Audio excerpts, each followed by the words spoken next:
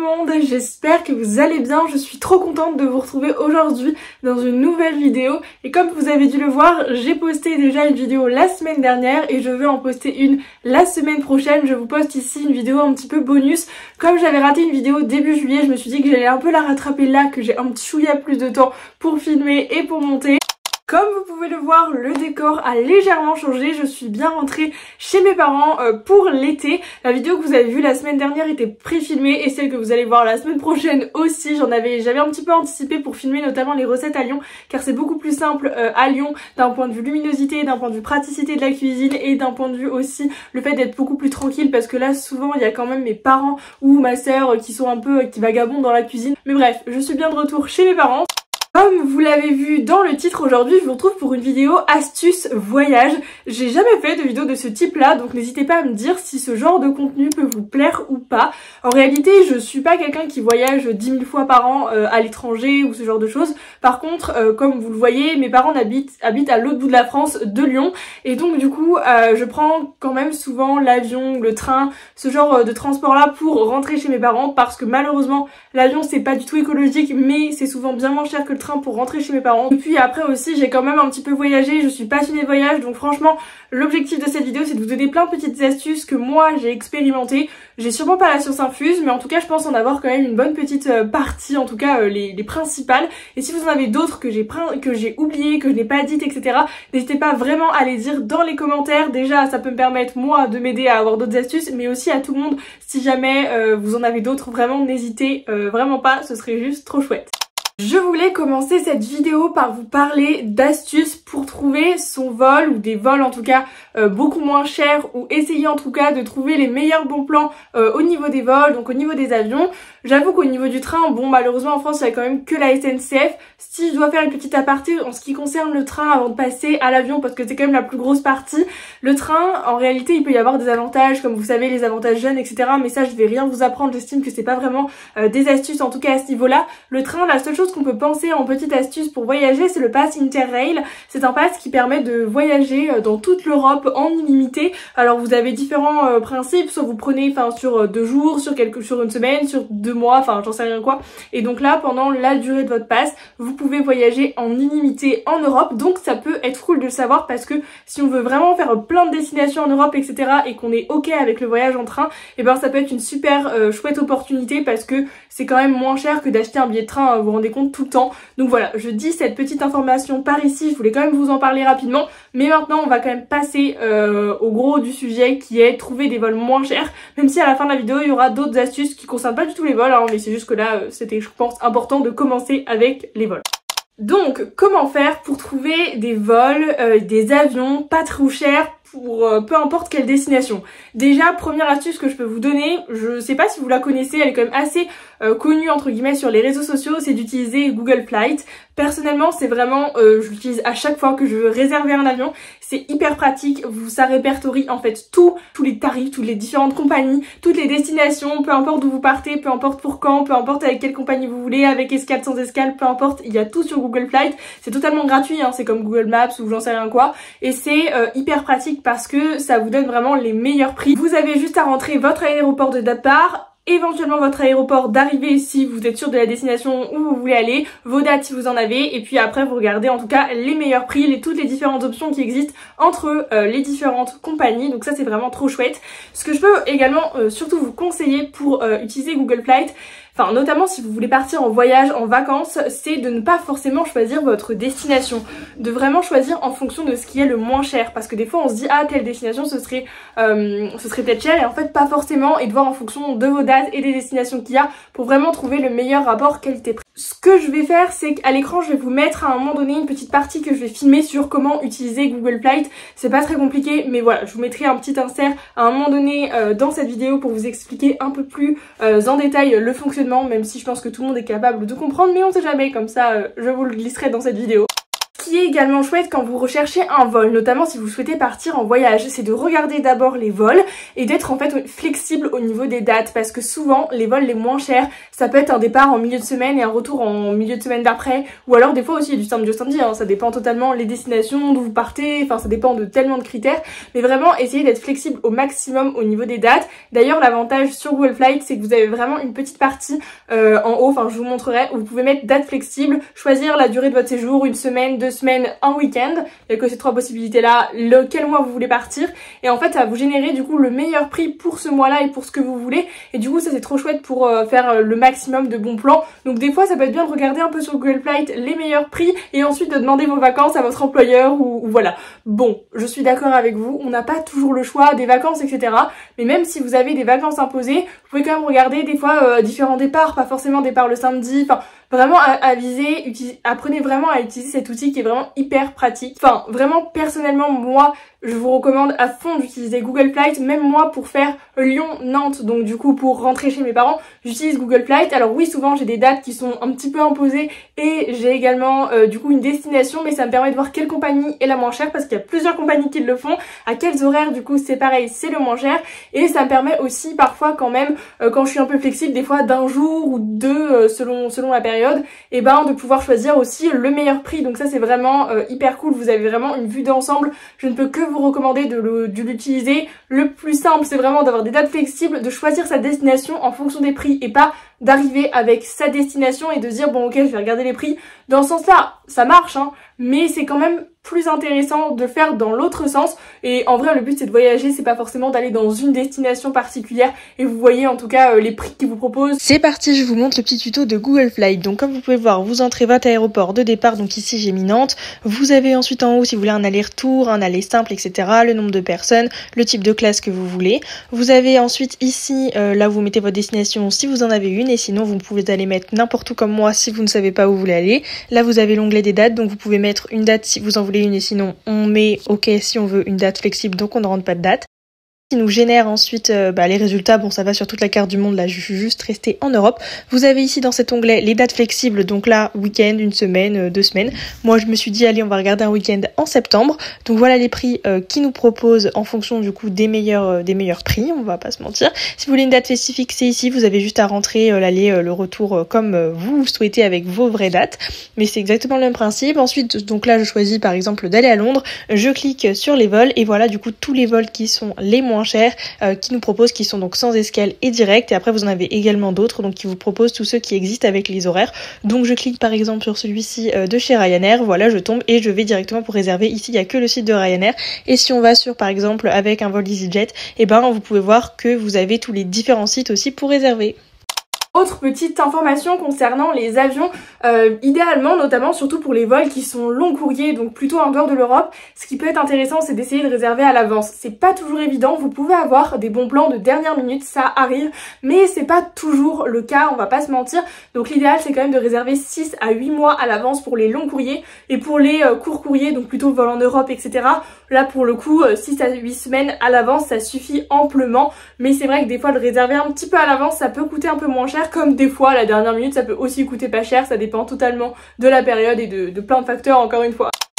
Maintenant on va parler, maintenant qu'on a essayé de trouver des astuces pour trouver un vol le moins cher possible, on va s'intéresser maintenant, une fois qu'on est sûr, pour réserver en tout cas le vol, une fois qu'on l'a trouvé, ce qui est hyper important c'est de ne pas, enfin je trouve personnellement c'est une économie, mais il n'y a pas de petites économies, c'est de ne pas payer son siège à l'avance. En gros toutes les compagnies aériennes vont vous proposer de choisir votre siège, ce n'est pas obligatoire. Sincèrement je n'ai jamais payé de siège quasiment quand j'ai pris l'avion, et ce même si vous êtes plusieurs. Si vous réservez avec le même, tous d'un coup en même temps plusieurs places, moi ça m'est déjà arrivé de le faire, je n'ai jamais payé mes places, et pour autant j'ai bien été à côté de la personne avec qui j'avais commandé en tout cas et réservé les places. Si vraiment ça peut arriver qu'ils vous mettent pas ensemble, ce qui est quand même assez rare, ou pas à côté, dans ces cas là des fois les gens sont quand même assez sympas en avion, vous pouvez facilement demander des fois un petit peu à échanger. Donc voilà, mais il y a quand même 99% de chances pour que vous soyez à côté. Mais J'insiste vraiment sur le fait que ce n'est pas obligatoire, des fois on peut facilement se faire avoir, etc. Mais du coup non, ils vont vous rappeler plein de fois de choisir vos sièges et de les payer, etc. Mais en fait non, vous n'êtes pas obligé de les payer. Et si vous ne payez pas de siège, vous êtes sûr d'être assis. Hein. Je vous assure, c'est obligatoire que vous soyez assis, il n'y a personne qui est debout dans l'avion.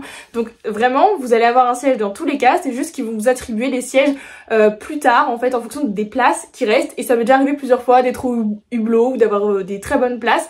Par contre, le seul inconvénient de ça, c'est que vous pourrez vous enregistrer que 24 à 48 heures avant, enfin un peu plus tard quoi. Vous pouvez pas vous enregistrer dès que ça ouvre un mois à l'avance.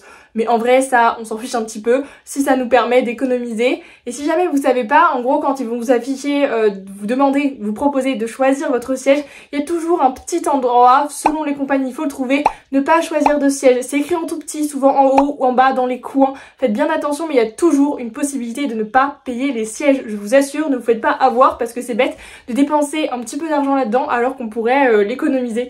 C'est pareil en ce qui concerne la réservation de l'avion et des bagages. Vous n'êtes pas, enfin, en fonction de où vous partez, de combien de temps vous partez, bien sûr avisez, mais si vous partez par exemple qu'une semaine en été, etc., vous n'êtes pas obligé de prendre des bagages supplémentaires ou enfin des valises en cabine ou des valises en soute. Il faut savoir que pour toutes les compagnies, vous avez au minimum un sac à main qui est autorisé dans votre billet. Alors selon les compagnies, c'est plus ou moins grand. C'est vrai que par exemple Ryanair, Volotea, etc., c'est quand même des relativement petits sacs, mais il n'empêche que ça passe très bien. Ou alors par exemple EasyJet, c'est un chouïa plus grand. Enfin voilà, souvent les compagnies low cost, il n'y a que un petit sac à main qui est inclus. Mais moi, ce que je peux vous conseiller, et c'est ce que je vais faire d'ailleurs là, à l'heure actuelle où vous voyez cette vidéo, je vais partir en vacances. Moi, ce que j'ai fait, c'est que je n'ai absolument pas payé de valise cabine ni de valise en soute pour partir. Et pourtant, je pars une semaine en vacances. Déjà, on est en été, donc on n'a pas besoin de non plus de 150 à faire. Mais en fait, je prends un sac Keepstack qui me permet de loger plus de 7 tenues dedans. Enfin, vraiment tout ce qu'il faut, largement, sans payer de supplément, parce que ça peut vite monter. En gros, voilà, c'est ce sac-là Keepstack qui est fait exprès du coup pour les cabines d'avion, qui est aux bonnes dimensions. Bon, moi, je pars avec EasyJet, qui est quand même la compagnie qui a, entre guillemets, enfin la compagnie low cost qui a quand même les plus grands bagages à main directement inclus dans le prix du billet d'avion. Mais souvent, franchement, ça le fait. Et cela, il coûte vraiment 10 € à Decathlon. Ce qui est littéralement bien moins cher que d'acheter une place, enfin, d'acheter une valise en cabine ou en soute pour lors des billets d'avion. Et en même temps, c'est réutilisable. Donc franchement, si vous partez pas longtemps ou alors même si vous partez une semaine, voire même 10 jours, ça passe vraiment dans ce genre de petit sac. Si vous faites bien, enfin, si vous triez bien vos affaires, que vous organisez bien, ça passe largement et vous n'êtes pas trop restreint. Vous pouvez emporter 7-8 tenues faciles. Donc vraiment, il y a plein de vidéos sur TikTok qui montrent comment ranger, etc. Je vous invite à aller les voir. Concernant les bagages, si jamais vous voulez en prendre un quand même, parce que bah des fois on n'a pas trop le choix aussi, on part plus longtemps, plus loin, enfin peu importe. Je vous conseille quand même de faire attention. Des fois, il peut y avoir des différences de prix entre une valise cabine, donc souvent c'est 10 kg, etc. qu'on place, vous savez, au-dessus les sièges dans l'avion, et les valises en soute, donc qui sont pour le coup dans les soutes qu'on dépose avant, qu'on monte pas dans l'avion avec. Des fois on pense que les valises en soute sont plus chères que les valises cabines, mais faites-vous pas avoir parce que c'est pas toujours le cas. Donc des fois passez à l'étape d'après pour voir le prix des valises en soute et revenez au pire pour comparer les prix, parce que des fois c'est pas toujours les mêmes prix. Donc prenez le moins cher en tout cas, parce que ça m'est déjà arrivé que ce soit bien moins cher de prendre une valise en soute qu'une valise cabine. Donc ben j'ai pris une valise en soute, vous voyez, on a plus de place, c'est bien moins contraignant.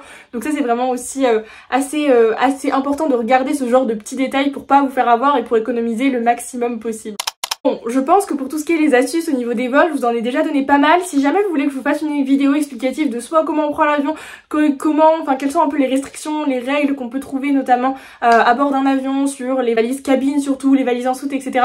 Je pourrais vous faire ça, n'hésitez pas à me le dire dans les commentaires, mais là c'est pas trop le thème de cette vidéo. Le but c'est surtout de vous donner des astuces et des bons plans pour prendre l'avion, enfin réserver vos vacances, vos voyages, etc. Bon, maintenant qu'on a vu les vols, qui étaient quand même une grosse partie de cette vidéo parce qu'il y a plein de choses à dire, on va voir un peu plein de petites astuces à côté qui sont très importantes pour le logement, pour plein d'autres choses qui peuvent vous aider aussi à économiser également un petit peu, ou qui peuvent être juste tout court pratiques, parce que c'est aussi une vidéo astuce, c'est pas que pour vous donner des choses moins chères, c'est aussi des astuces quand vous partez en voyage en règle générale. Un des trucs que j'aimerais mettre l'accent dessus, c'est de penser aux ventes privées quand vous voulez réserver un voyage, parce que des fois il peut y avoir de très bons plans avec vol plus hôtel ou j'en sais rien quoi. Des fois ça peut valoir le coup de comparer, parce que sincèrement sur les ventes privées comme showroom privé, VP, je sais pas, vous en avez plusieurs. Des fois il y a vraiment des offres qui sont très avantageuses, donc vraiment regardez parce que ça peut valoir le coup aussi de faire des économies avec ce genre aussi de plateforme. Pour l'aéroport, je voulais vous donner une petite astuce qui n'est pas du tout une astuce très économique, enfin si un petit peu du coup. Souvent dans les aéroports, vous avez pas mal de fontaines à eau, même après la sécurité. Pourquoi je vous dis ça? Parce qu'en fait souvent on a tendance, enfin ils nous demandent en tout cas avant de passer la sécurité de vider nos gourdes. Par contre, une fois que vous avez passé la sécurité, moi il m'arrive dans plein d'aéroports, je sais pas si c'est le cas dans tous, mais en tout cas dans beaucoup d'aéroports, il y a des fontaines à eau où vous pouvez remplir vos gourdes, c'est fait exprès et dans plusieurs aéroports, et du coup c'est totalement gratuit, alors que sinon vous devez payer super cher une bouteille d'eau. Bon voilà, c'est juste une petite astuce que attendez le passage de la sécurité pour acheter une bouteille d'eau, voyez après s'il y a des fontaines à eau, remplissez vos gourdes, et sinon allez acheter une bouteille d'eau. Pour réserver un hébergement, donc autre astuce que les ventes privées qui peuvent être intéressantes pour trouver des hôtels, moi ce que je fais, alors j'utilise beaucoup le site hotel.com, perso je trouve qu'il est pas mal, il y a aussi Booking qui existe, il y en a plein d'autres en réalité qui existent, ce genre de site où il y a plein d'hôtels dessus, c'est vraiment super pratique je trouve pour chercher un hôtel, c'est très facile. Ce qui est important pour ne pas se faire trop avoir en termes d'hôtel et trouver les meilleurs rapports qualité-prix, parce que c'est évidemment ce qu'on veut, c'est de mettre les bons filtres dedans quand vous cherchez en fait. Déjà, je vous conseille de trier par ordre de prix croissant. Ça vous permet de mettre le moins cher au plus cher. Donc ça déjà, je trouve que c'est une bonne première étape. Mettez également si vous avez un nombre d'étoiles par exemple, que vous voulez un hôtel 4 étoiles, etc. Moi souvent je mets au moins hôtel 3 voire 4 étoiles pour être sûr de ne pas être déçu. Si vous voulez des choses comme une piscine, etc. bah mettez-les dans les filtres. Et sinon aussi un truc que je trouve très important, un filtre que je mets tout le temps, c'est les notes des voyageurs. Je me suis déjà fait avoir une fois en ne pas regardant les notes des voyageurs. Donc maintenant c'est hors de question que je me refasse avoir. Donc vous pouvez mettre comme filtre les notes minimales que vous voulez en fait des voyageurs. Moi je mets souvent 8 et plus. Vous pouvez aussi mettre 7 et plus, ça va, parce que si c'est en dessous, ça veut dire que même si l'hôtel, des fois c'est un 4 étoiles, etc., ça veut dire qu'il est un peu nul, hein, si c'est en dessous. Donc vraiment comme ça, vous êtes sûr de pas trop vous faire avoir en mettant au moins 7 et plus en termes de notes des voyageurs, ça c'est aussi important. Et des fois, vous pouvez aussi cocher le petit truc salle de bain privative, ça c'est pas trop mal. Il y a pas toujours maintenant, donc voilà, souvent c'est toujours le cas, mais regardez bien les annonces. Et comme ça, en fait, quand vous avez mis tous vos filtres et que vous mettrez trier par ordre croissant, souvent les premiers c'est les meilleurs rapports qualité-prix, parce que vous avez pas les trucs qui sont très loin. Enfin, vous pouvez aussi, j'ai oublié de préciser, dans les filtres, mettre votre destination précise, si vous voulez être que dans le centre-ville, à combien de kilomètres, etc. pour que vous ayez vraiment, que ce soit ciblé en tout cas les recherches d'hôtels, etc. Et en fait, après, ça va vous sortir les meilleurs résultats et ça, c'est vraiment trop cool. Je sais qu'avec hotel.com, je tiens à préciser ici, au bout de 10 nuits achetées par an, vous avez droit à une nuit bonus. Je sais pas s'il y a des avantages comme ça sur Booking, j'utilise tellement jamais Booking en réalité, donc je ne sais pas du tout. Et aussi, autre avantage que je tiens à glisser par ici pour les étudiants, vous avez moins 10% sur le site hotel.com, ce qui est quand même très avantageux avec la plateforme StudentBeans, si je dis pas de bêtises, parce que moi j'ai utilisé cette année, en tout cas ça marche plutôt bien, enfin 10% c'est quand même non négligeable sur un hôtel. Vous avez juste à rentrer en fait, vous inscrire à la plateforme StudentBeans avec vos codes étudiants, etc. et ensuite vous avez accès aux codes, etc. sur le site. Ça peut être une petite astuce à connaître en tout cas pour les étudiants. Et aussi sur hotel.com vous avez la possibilité d'être membre, c'est totalement gratuit et ça vous permet aussi d'avoir pas mal de réductions, moins 10%, etc. sur plusieurs hôtels, c'est quand même bien avantageux. Je ne suis absolument pas sponsorisée par hotel.com, c'est juste une plateforme que j'aime vraiment bien pour trouver les hôtels, je la trouve super bien et je trouve qu'en termes de rapport qualité-prix elle est très chouette, je la trouve même mieux faite que Booking, même si Booking est très bien, mais j'avoue que je préfère hotel.com, c'est juste pour ça que j'en parle en tout cas autant. Je me rends compte que quand je parle en face cam, je parle toujours avec mes mains. C'est insupportable pour vous, j'espère que c'est pas trop dérangeant. Je vais essayer de faire attention à ne pas trop parler avec mes mains parce que sinon c'est un peu chiant quand même. Après bien sûr pour les hôtels il y a aussi, enfin pour les hébergements plutôt, il y a aussi tout ce qui est les plateformes Airbnb, ce genre de choses qui vous permettent de louer du coup entre particuliers, ça peut aussi être avantageux. Donc vraiment comparer les différentes choses entre ce qui existe et ce qu'il y a sur le marché et en fonction de vos envies. Mais c'est vrai qu'Airbnb ça peut être aussi une bonne plateforme pour trouver d'autres choses, enfin d'autres hébergements qui ne sont pas forcément des hôtels, notamment des fois quand on veut une cuisine, enfin ou quand on est beaucoup, enfin selon ce qu'on veut. Donc ça peut être aussi une bonne plateforme, mais ça je pense que c'est pas vraiment une astuce, vous devez sûrement déjà connaître cette plateforme. Une astuce que je voulais vous donner en tout cas, que je trouve très pratique, ça fait approximativement maintenant plus de 3 ans en tout cas que j'utilise ça quand je pars à l'étranger, c'est au niveau de l'internet. Vous n'êtes pas sans savoir que quand vous partez à l'étranger, le prix, enfin votre forfait, vos données mobiles, c'est pas toujours valable à l'étranger, ça dépend du forfait que vous avez. Il existe des forfaits, je crois que chez Free, enfin chez plusieurs, où vous pouvez partir en tout cas à l'étranger, enfin vous avez des gigas à l'étranger, mais c'est pas le cas de tous les opérateurs et ça dépend encore une fois du forfait que vous avez. Moi ce que je prends pour ne pas m'embêter, pour que ce soit vraiment super simple, c'est peut-être pas le plus économique, je sais pas, parce que c'est chiant d'arriver quand vous partez une semaine dans la destination, d'aller s'embêter à trouver une carte SIM, de la mettre, de changer de numéro, enfin c'est une galère, on est bien d'accord, c'est quand même très chiant. Donc ce que je fais, c'est que j'utilise des eSIM. Alors qu'est-ce que c'est les eSIM? Je crois que je vous en ai déjà parlé quand j'étais, enfin avec toutes mes vidéos où je suis partie à Malte, mais bref, je vais refaire un petit point ici. En gros, une eSIM, vous n'avez pas de carte SIM physique à mettre dans votre téléphone, c'est vraiment sur des sites que vous achetez ça, vous avez des QR codes et ça se met entre guillemets automatiquement sur votre téléphone. Il faut un téléphone compatible, mais il y en a tellement qui sont compatibles, donc vraiment il n'y a pas trop de risque à ce niveau-là. Vous achetez la carte eSIM en fonction de où vous partez, de combien de temps vous partez, c'est selon les sites soit en illimité, soit avec un nombre de gigas limité, ça dépend vraiment de ce que vous choisissez. Vous pouvez aussi choisir des, enfin moi j'avais choisi l'été dernier pour toute l'Europe parce que je partais dans plusieurs pays, je faisais une croisière et donc du coup ben j'avais pas qu'un seul pays, vous pouvez aussi prendre carrément un continent entier, donc ça c'est vraiment très pratique. Moi j'utilise pas mal le site Olafly, je trouve qu'il marche pas trop mal et il y a pas mal d'influenceurs / créateurs de contenu qui donnent des codes, notamment par exemple de moins 5%, donc c'est quand même avantageux, vous pouvez quasiment toujours en trouver, il y en a toujours des codes de 5% pour ce site, donc voilà, et moi je trouve très bien, c'est toujours en illimité, donc vous avez vraiment largement de quoi, tout ce que vous avez besoin en tout cas pour votre séjour et ça marche super méga bien. En fait en gros déjà vous changez pas de numéro, vous gardez tout vos WhatsApp, tout normal en fait en réalité, c'est ça qui est super pratique et en plus de ça en fait ça se connecte au meilleur réseau sur place et donc c'est hyper rapide, enfin ça marche juste trop bien. Il faut juste quand vous activez vraiment penser à le faire au moment où vous partez parce que si vous le faites trop tôt à l'avance ben ça décompte le forfait dès à partir du moment où vous activez. C'est le seul petit truc à faire attention, mais franchement ça marche trop bien, je peux bien sûr vous le conseiller. Vous tapez eSIM sur internet, vous avez plein de sites, vous voyez en tout cas ce qui vous parle le plus en fonction de vos besoins, mais moi je trouve que c'est juste trop pratique, ça évite des grosses prises de tête.